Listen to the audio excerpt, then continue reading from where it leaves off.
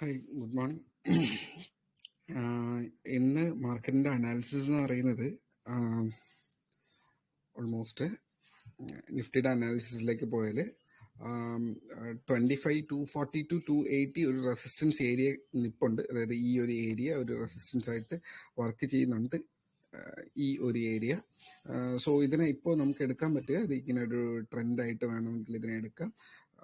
എന്നിട്ട് മാർക്കറ്റിൽ വെയിറ്റ് ചെയ്യാം. ഇതിന് മേളിൽ ക്ലോസ് ചെയ്യുന്ന ഒരു ക്യാൻഡലിന് മേളിൽ നമുക്ക് ആക്ച്വലി നിഫ്റ്റി 50-ൽ ഒരു ബുള്ളിഷ്നെസ് വരാനുള്ള നല്ല സാധ്യത കാണുന്നുണ്ട്. അതുപോലെ ഇവിടെ ഒരു സപ്പോർട്ട് കിടപ്പുണ്ട് 25,040. ഈ ഒരു സപ്പോർട്ടിന് താഴെ അല്ലെങ്കിൽ 25,000-ന് താഴെ ഒരു നെഗറ്റീവ് സൈഡിലേക്ക് ഒരു പ്രോബബിലിറ്റി കാണുന്നുണ്ട്. ഓക്കെ, അപ്പോൾ ഇത് ലിങ്ക് ചെയ്ത് വിട്ടേക്കാം.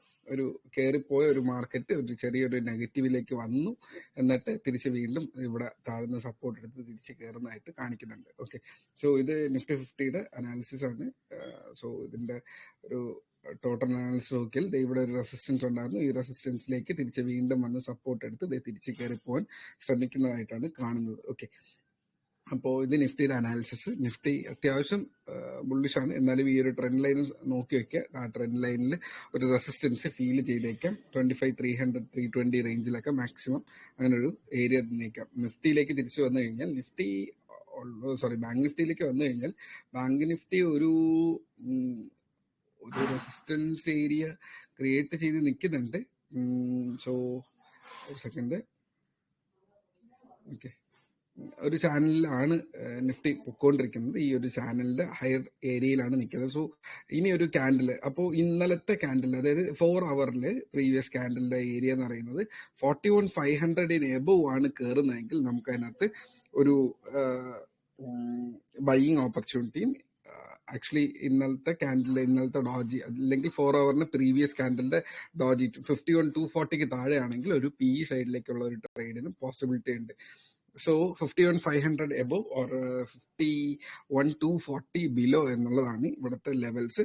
അപ്പോൾ ടാർഗറ്റ് 600 800 ആണ് മേളിലോട്ടുള്ള ടാർഗറ്റ്സ്. താഴേക്ക് 51,240 താഴെ പോയാൽ 51,100-ഉം 5880 5800 ഒക്കെയാണ് താഴേക്കുള്ള ടാർഗറ്റ്സും. സോ ഇത്രയാണ് നിഫ്റ്റി ബാങ്ക് നിഫ്റ്റിയുടെ അനാലിസിസ് എന്ന് പറയുന്നത്. ഇൻട്രാഡേയിൽ ഇൻഫോസിസ് നോക്കുക എന്നുള്ളതാണ്. ഓൾമോസ്റ്റ് ഒരു ബ്രേക്ക്ഔട്ടിൽ റീടെസ്റ്റ് ചെയ്ത് നിൽക്കുന്ന ഇൻഫോസിസ് കുറച്ചുകൂടെ ബുള്ളിഷ് ആകുന്നു എന്ന് ഫീൽ ചെയ്ത് കഴിഞ്ഞാൽ അവിടെ നോക്കാം. റിലയൻസ് 30-40 മേളിൽ ഓൾമോസ്റ്റ് ഈ ഒരു ക്യാൻഡലിന്റെ മേളിൽ ക്ലോസിംഗ് കിട്ടിക്കഴിഞ്ഞാൽ അവിടെ നിങ്ങൾക്ക് ട്രേഡ് പ്രതീക്ഷിക്കാന്നുള്ളതാണ്. HDFC ബാങ്ക് ഓൾറെഡി ഇന്നാണ്, എന്നാലും HDFC ബാങ്കിനകത്ത് നമുക്ക് നോക്കാന്നുള്ളൊരു സിസ്റ്റം എന്ന് പറയുന്നത് ഈ ഒരു ട്രെൻഡ് ലൈൻ നോക്കി വയ്ക്കുക.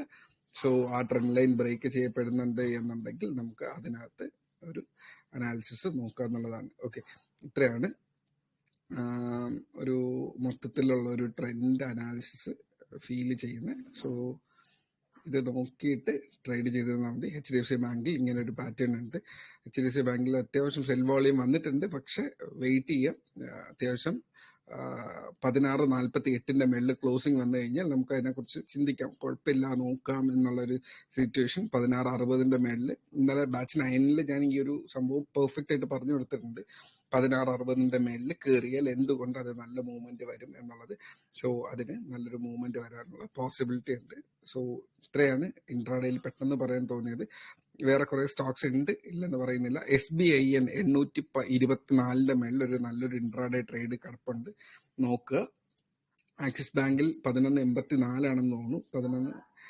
1184 മേളിൽ ഇല്ലെങ്കിൽ 1192 മേളിൽ 1200 മേളിലൊക്കെ നല്ല ട്രേഡ്സ് കിടപ്പുണ്ട്. നോക്കി ശ്രദ്ധിച്ച് ട്രേഡ് ചെയ്യുക. അപ്പോൾ ട്രേഡ് സേഫ്. അനാലിസിസ് ഇത്രയേ ഉള്ളൂ. ലൈവ് മാർക്കറ്റിനുള്ളിൽ നല്ല ട്രേഡ്സ് കാണുകയാണെങ്കിൽ ഷെയർ ചെയ്യാം. ഓക്കെ.